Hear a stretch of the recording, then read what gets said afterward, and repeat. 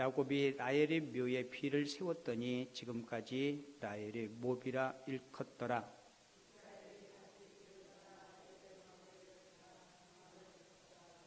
22절 같이 읽죠. 이스라엘이 그 땅에 거주할 때에 루벤이 가서 그 아버지의 첩 비라와 동침하매 이스라엘이 이를 들었더라. 아멘. 오늘 읽은 본문 말씀을 가지고 방랑자인가 순례자인가라는 제목으로 하나님께서 주시는 귀한 은혜를 함께 나누도록 하겠습니다. 흘러간 노래 가운데 그 최희진 씨가 부른 하숙생이라는 노래가 있어요. 그 노랫말이 인생은 나그네길 어디서 왔다가 어디로 가는가. 2절은 인생은 벌거숭이 빈손으로 왔다가 빈손으로 가는가. 그게 그 하숙생이라는 노랫말인데요. 여러분, 이 노래는 우리 인생은 구름처럼 흘러가고 빈손으로 왔다가 빈손으로 돌아가는 벌거숭이라고 그렇게 묘사하고 있습니다. 여러분, 하나님의 말씀 성경에도 보면 우리 인생을 나그네라고 그렇게 표현해요. 성경에 우리 인생을 나그네라고 표현한 것이 44번이나 등장합니다. 그러니까 인생은 빈손으로 왔다가 빈손으로 가는 벌거숭이가 맞습니다. 그래서 구약의 욥은 우리 인생을 이렇게 노래했어요. 내가 모태에서 알몸으로 나왔은즉 또한 알몸으로 돌아가니 주신 이도 여호와시요 거두시는 이도 여호와시니 여호와 이름이 찬송을 받으실지니라. 그러니까 성경에도 그렇고 흘러간 노래에도 그렇고 우리가 나그네 인생을 살아가는데요. 자, 보세요. 똑같은 사람이 다 나그네 인생을 살아가는데 어떤 사람은 방랑자의 인생을 살고 어떤 사람은 순례자의 인생을 산다는 겁니다. 여러분, 방랑자와 순례자가 무엇이 다를까요? 자, 순례자는 자기 자신이 누구인지를 분명히 압니다. 비록 육신은 이 땅에 살지만 우리의 시민권은 하늘에 있음을 아는 자, 그가 누구라고요? 순례자입니다. 그러니까 자기 자신이 지금 어디를 향해서 가고 있는지, 그리고 내가 왜 이 땅을 살고 있는지 인생의 목표를 분명히 알고 살아가는 사람이 누구예요? 순례자입니다. 그러니까 순례자의 삶을 사는 사람은 삶이 아무리 어려워도, 그리고 인간관계가 힘들어도 내가 어디를 향해서 가고 있는지를 알기 때문에 순례자는 사명감을 가지고 살아갑니다. 보세요. 이 땅에 아무리 버겁고 힘들어도 결국 순례자는 마지막 생을 마치면 어디로 가요? 하나님의 품, 영원한 천국에 입성하기 때문에 순례자는 흔들리지 않고 살아갈 수 있습니다. 근데 반면에 방랑자는 어때요? 방랑자는 자기 정체성이 없습니다. 내가 누구인지도 모르고 내가 어디에 속해 있는지도 모르고, 그렇기 때문에 바람이 부는 대로 구름이 떠가는 대로 세파에 흔들려 이리저리 살아가는 사람들입니다. 아까 처음에 소개했던 유행가 가사처럼 구름처럼 흘러가듯 떠도는 인생을 살다가 죽음을 맞이하는 사람, 그게 누구예요? 그게 방랑자의 삶입니다. 자, 그렇다면 저와 여러분들은 나의 삶이 방랑자의 삶입니까? 순례자의 삶입니까? 우리가 한번 깊숙이 생각해 봐야 되고요. 오늘 본문을 보면 한 순례자의 여정을 우리들에게 소개해 주고 있습니다. 본문의 주인공은 야곱이에요. 야곱. 여러분, 야곱 잘 알죠? 야곱이 형 에서를 속이고 고향을 떠나게 됩니다. 고향을 떠나서 꽤 오랜 세월 동안 나그네로서 순례자의 여정을 살아요. 그리고 이제 정든 아버지 집으로 돌아오게 되는데, 이 순례자의 삶을 사는 이 야곱에도 어려움이 참 많았습니다. 혹시 여러분들 신앙생활 하면서 이런 생각 해보지 않았나요? 내가 예수를 믿고 하나님의 은혜도 체험하고 나름도 예배도 출석하고 기도도 하는데 왜 내 인생은 내 뜻대로 내 계획대로 안 되고 이렇게 어려움과 고난과 역경이 많을까? 여러분에게 질문 하나 드릴게요. 여러분들이 인생이 여러분들이 뜻대로 됩니까? 하나님의 뜻대로 됩니까?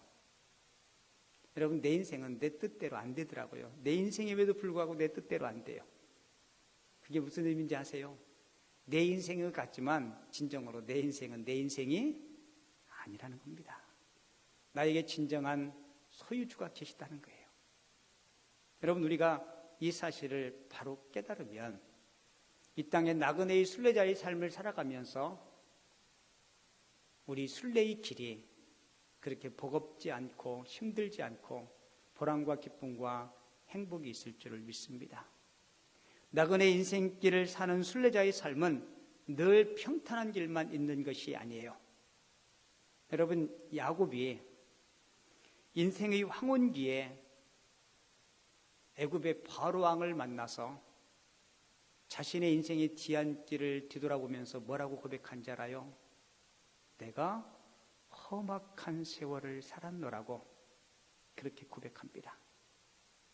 여러분, 이 고백처럼 순례자 야곱의 삶은 정말 파란만장한 삶, 험악한 세월의 연속이었어요. 오늘 본문도 보면 이 야곱이 자기 아버지 집, 자기 고향으로 돌아가는 중에 경험한 안타까운 사건 몇 가지가 기록되어 있습니다. 저는 야곱의 삶이 저와 여러분들의 자상이 아닌가라는 생각이 들어요. 야곱의 삶이나 저와 여러분들의 삶이 별반 다르지 않습니다. 정도의 차이만 있지 야곱이 경험했던 그 아픔을 우리들의 삶 속에서도 똑같이 경험해요. 자, 보세요.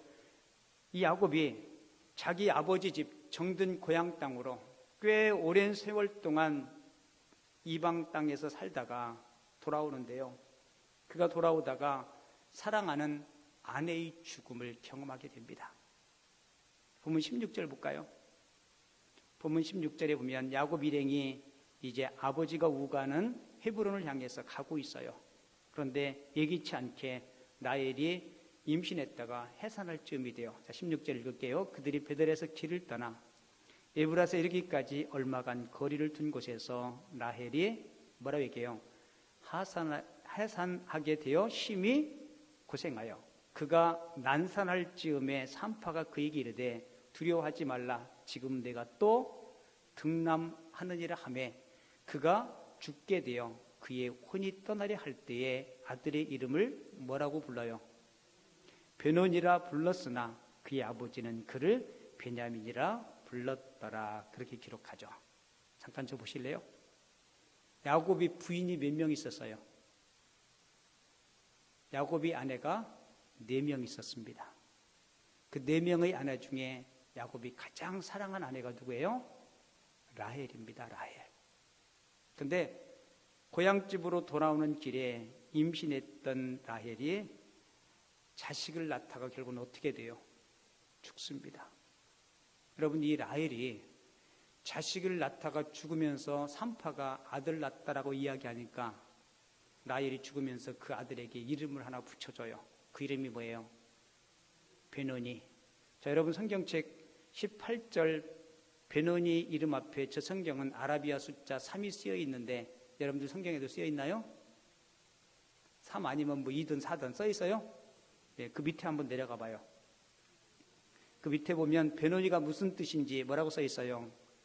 슬픔의 아들, 그렇게 쓰여 있죠. 여러분, 라헬이 자식을 낳다가 결국은 산고 때문에 목숨을 잃게 됩니다. 여러분, 죽음이 얼마나 슬펐으면 아들의 이름을 뭐라고 붙여요? 베노니. 무슨 뜻이에요? 슬픔의 아들. 그런데 얼른 아버지 야곱이 그 이름을 바꾸죠. 뭐라고 바꿔요? 베냐민으로 바꿉니다. 베냐민의 이름이 뜻은 뭐예요? 오른손의 아들. 이것을 의역하면 기쁨의 아들이라는 뜻입니다.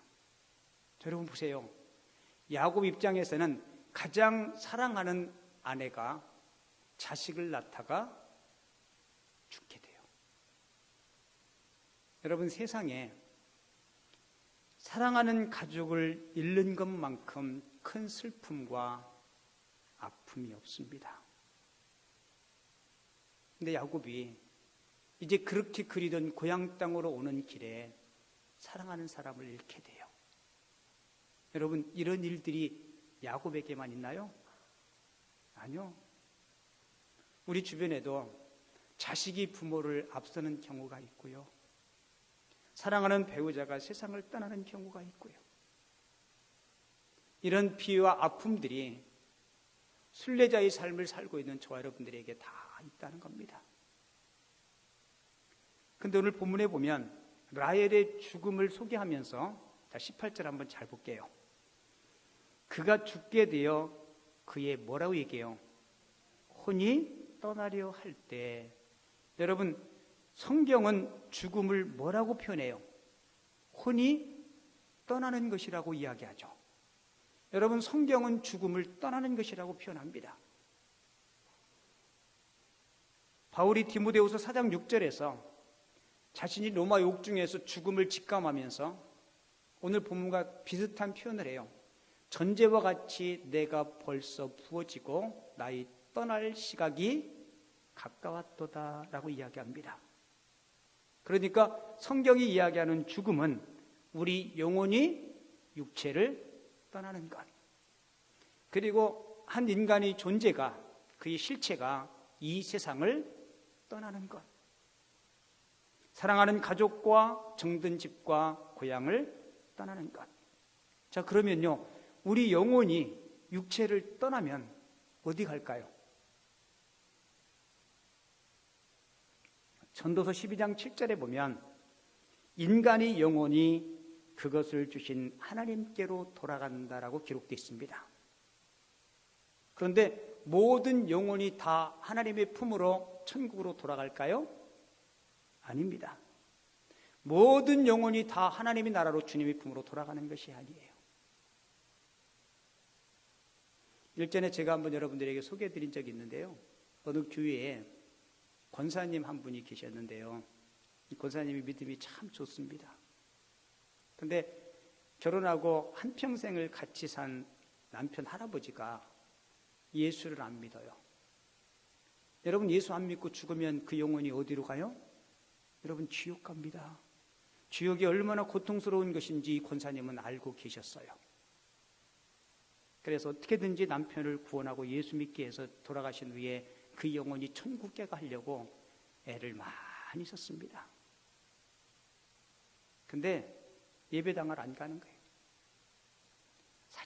사정해서 꼬셔서 그 할아버지가 돌아가시기 전에 2번 예배당에 갔답니다.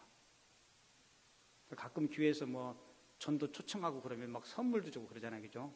옛날에는 그런 행사 참 많이 했는데 막 냉장고도 주고 막 엄청나게 많은 선물도 주고 그랬는데 이분이 딱 2번 교회를 가고 돌아가셨어요. 권사님 남편이니까 교회 목사님이 와서 장례 예배를 다 치렀겠죠. 장례 마치고 권사님이 목사님 찾아와서 목사님 장례 예배 잘 집례해 주셔서 감사합니다.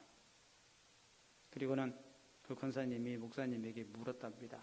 목사님, 우리 남편 천국 가셨겠죠? 갔겠어요? 못 갔겠어요? 모르죠, 그죠? 그분이 2번 와서 예배 드리고 갔는데 정말 그 2번 예배 가운데 예수를 나의 구주로 영접했으면 천국 백성 되었을 것이고 그냥 몸뚱아리만 왔다가 갔으면 천국 백성 못 될 겁니다. 왜냐하면 이 목사님이 그 할아버지가 교회에 와서 그냥 예배 마치고 그냥 후딱 돌아간 것만 보았지 그 할아버지를 만나서 구체적으로 복음을 전하고 입으로 시인하고 그분이 영접하는 것을 확인하지 못했기 때문에 이 목사님이 권사님이 그 질문에 예 권사님 어르신은 2번 교회 나오셨으니까 천국 가셨을 거예요. 이렇게 신앙인의 양심으로 얘기할 수가 없었답니다. 그렇다고 해서 교회 2번 나왔다고 천국 갑니까? 예수의 마음으로 믿고 입으로 시인해야 되는데 그런 확인 절차도 없었고 세례도 받지 않았기 때문에 영감님은 지옥 갔을 겁니다. 또 이렇게 얘기할 수 없잖아요. 그러면 권사님 마음이 얼마나 아프겠어요. 뭐라고 대답을 해줘야 되는데 천국 갔다 지옥 갔다 이야기할 수도 없는 그런 이 처지에서 이 목사님이 이렇게 하겠답니다. 권사님, 영감님은요 영원한 세계에 가셨어요. 어디 가셨어요? 영원한 세계에 가셨어요. 맞아요? 안 맞아요? 여러분, 지옥도 영원한 세계고 천국도 영원한 세계입니다. 그러니까 둘 중에 하나 분명히 가요. 여러분, 예수 믿고 죄사함 받은 영혼은 그 영혼이 세상을 떠나는 날, 이 땅의 모든 나그네의 순례자의 고통을 다 내려놓고 영원한 천국 하나님 나라에 넉넉히 입성하는 줄을 믿습니다. 그런데 죄사함 받지 못하면 죽음의 법 아래 놓여있는 영혼은 불타는 지옥 불못에서 영원히 던짐당하고 형벌 받을 수밖에 없다는 사실이에요. 여러분, 야곱이 오늘 본문 앞에 창세기 28장에서 예서를 속이고 외삼촌 라반의 집으로 피난 가다가 베들에서 하나님을 경험해요. 그죠? 기도하는 등에 사닥다리가 있어서 하나님을 경험해요. 그때 하나님 뭐라고 약속해요? 내가 내 고향, 내 집으로 돌아오기까지 내가 너와 늘 함께 하겠다고. 그때 풍성한 은혜를 경험합니다. 자, 여러분 보세요. 저와 여러분들이 신앙생활하면서 하나님의 은혜를 경험해도 이 땅의 순례자의 삶을 살면서도 비록 신앙이 있고 하나님의 은혜를 체험했음에도 불구하고 이 땅의 어떤 고난과 역경들을 우리가 겪으면서 살아갈 수밖에 없다는 겁니다. 드디어 야곱이 자기 아버지의 집, 그 고향으로 돌아와요.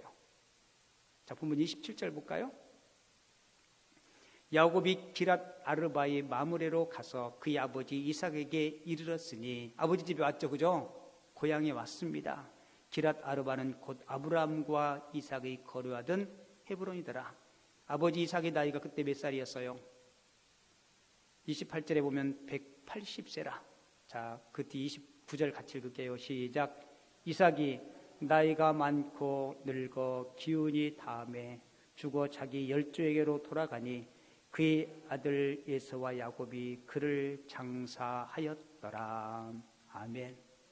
고향으로 돌아왔는데 또 슬픔을 경험해요. 무슨 슬픔이에요? 아버지 이삭이 늙어서 기운이 진해서 이 세상을 떠나는, 여러분 얼마나 타향살이하면서 아버지가 보고 싶었을겠어요. 근데 보세요. 오늘 이 짧은 본문에서 두 사람에 대한 죽음이 기록되어 있어요. 라헬은 젊은 나이에 자식을 낳다가 세상을 떠났고, 고향으로 돌아와서 아버지가 기운이 진해서 이 세상을 떠나는 모습을 보게 됩니다. 여러분, 우리는 이 사건을 통해서 우리도 언젠가는 죽는다는 사실을 꼭 기억했으면 좋겠습니다. 라헬도 죽고 이삭도 죽고, 나이 든 사람만 죽는 것이 아니라 젊은 사람도 죽습니다. 가난한 사람도 죽고 늙은 사람도 죽고. 여러분, 이 세상에 가장 공평한 것이 어쩌면 죽음인 것 같아요. 근데 우리는 주변에 많이 죽어져가는 사람들을 보면서도 우리는 그 죽음을 실감하지 않아요. 그리고 죽음을 준비하지 않습니다.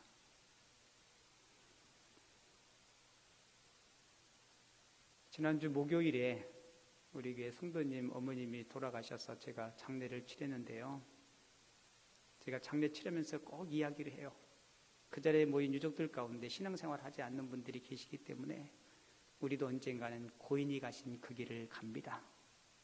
저기 구례동에 가면 그 무지개 뜨는 언덕이라고 그 납골 땅이 있는데 이제 거기에 모셨는데, 거기에 모시면서 여러분, 사람 죽어서 화장하면 요만큼 재 나와요. 그죠? 정말 한 줌의 흙, 한 줌의 재로밖에 변할 수 없는 우리 인생의 연약함입니다. 우리는 그런 모습을 눈으로 보면서 우리는 죽을 준비 안 하고 하나님 만날 준비 안 하고. 여러분에게 사진 하나 보내드릴 테니 한번 보실래요? 이 사진 한번 잘 보세요. 별로 그렇게 달갑지 않은 사진일 건데 저기 뭐예요? 관이죠, 관. 저런 거 좋아가지고 집에다 갖다가 사놓고 모셔놓은 사람 없죠? 별로 기분 안 좋으니까 이제 지워버리세요.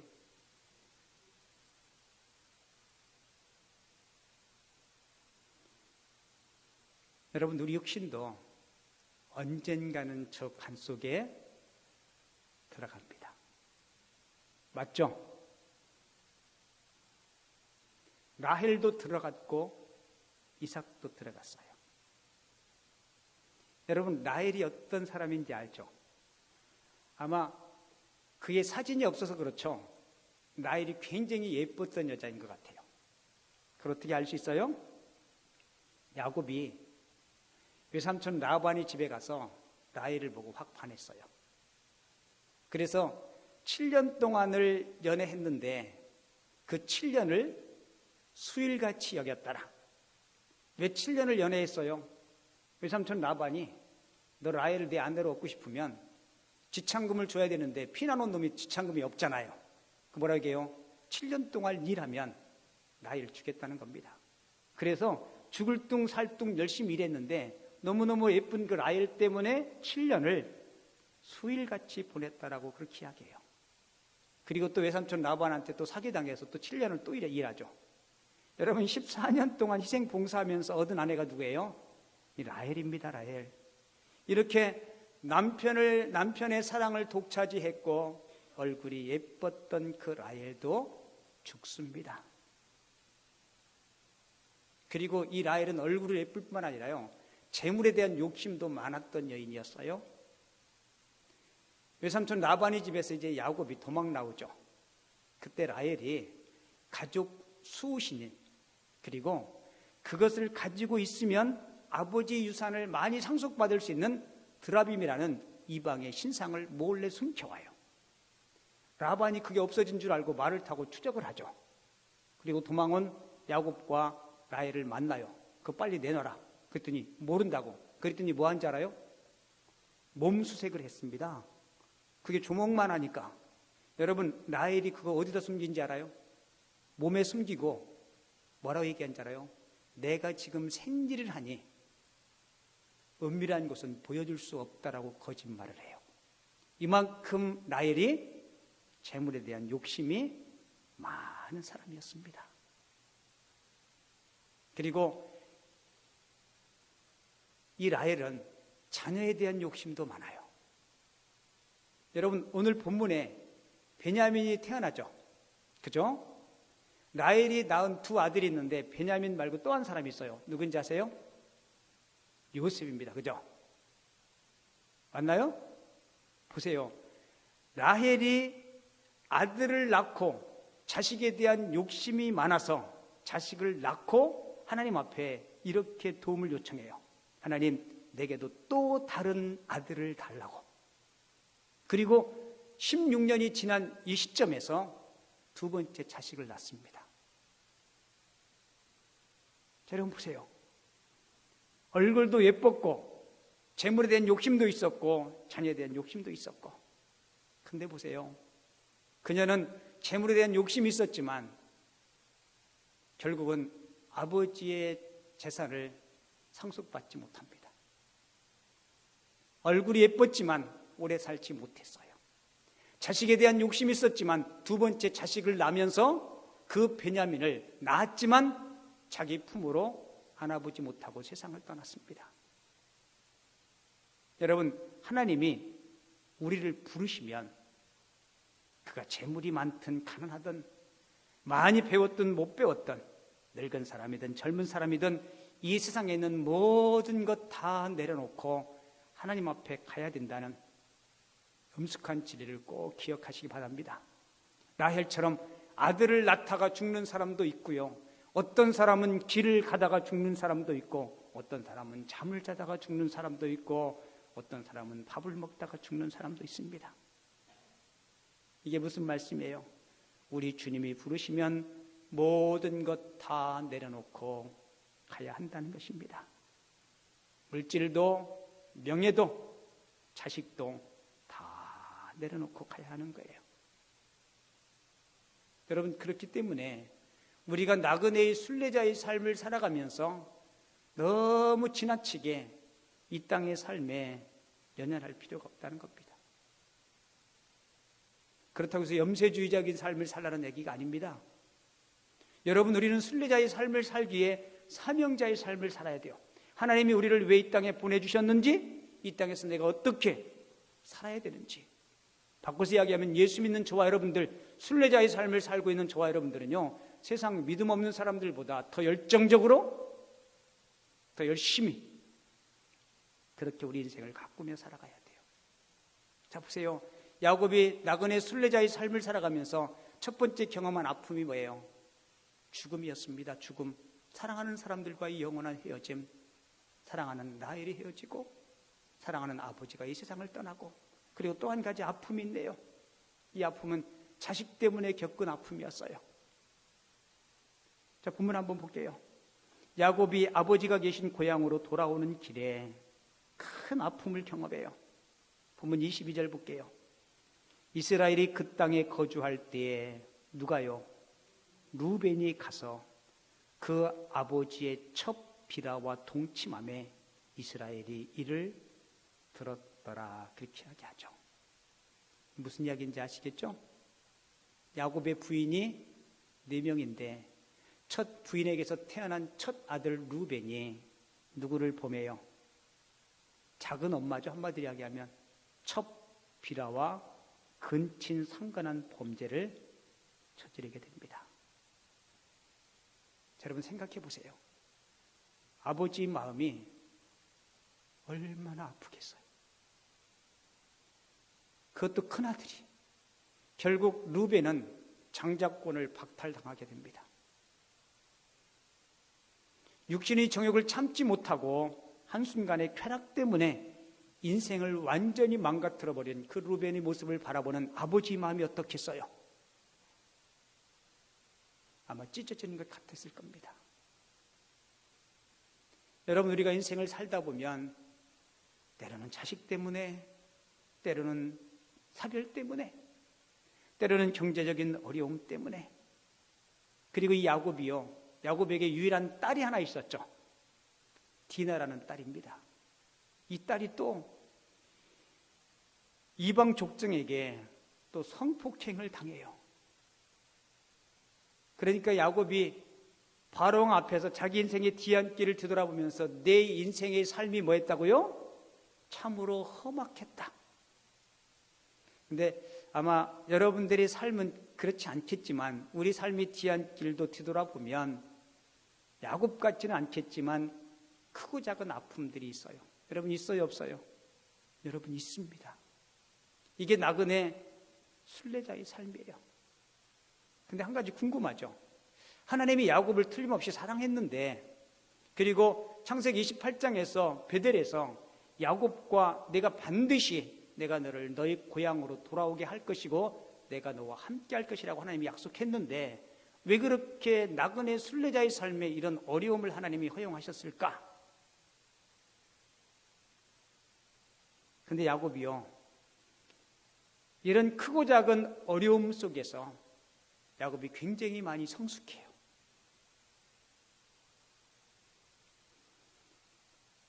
여러분, 야곱은 자기 생애 초기보다 인생의 후반전으로 올 때 그의 인격이 굉장히 성숙했던 모습을 보게 됩니다.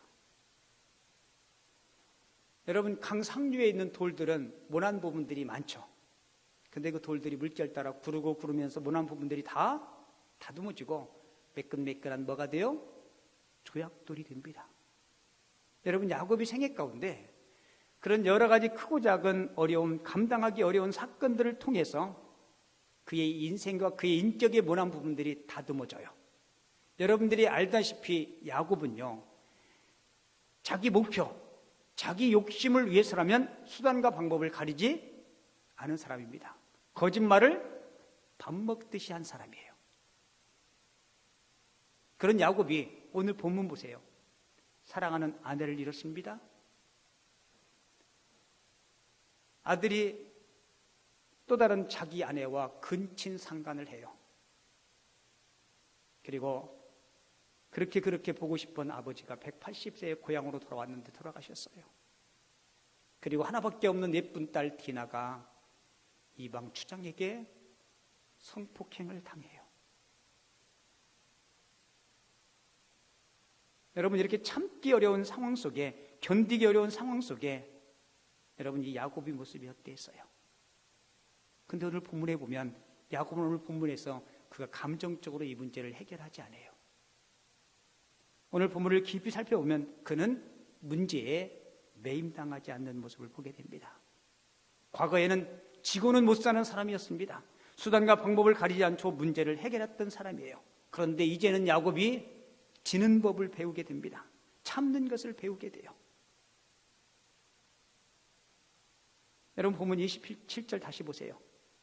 야곱이 기랏 아르바의 마므레로 가서 그의 아버지 이삭에게 뭐했다 그래요? 이르렀으니. 여러분, 이 말이 그냥 읽으면 단순하죠, 그죠? 근데 보세요. 오는 과정 속에 여러 가지 아픔과 고통을 경험했음에도 불구하고 야곱은 자기 생의 목적을 향해서 묵묵히 걸어가는 모습을 보게 됩니다. 그리고 마침내 어디에 도착해요? 자기 고향 아버지 집에 도착하게 됩니다. 자, 이제 마지막 설교 결론 내릴게요. 저 보세요. 이제 성경 그만 보시고. 여러분, 우리가 인생을 살다 보면 예기치 못한 일들을 만나게 돼요. 제가 우리 성도님들을 섬기면서 신방하고 가정사 이야기를 들으면서 제가 만약에 글을 잘 쓰는 사람이라면 아마 우리 모든 공동체들이 이야기를 글로 쓰면 아마 책 몇 권을 쓸 것 같아요. 여러분들 지난 과거에 사연이 없는 사람이 있을까요? 없을까요? 사연이 다 있습니다.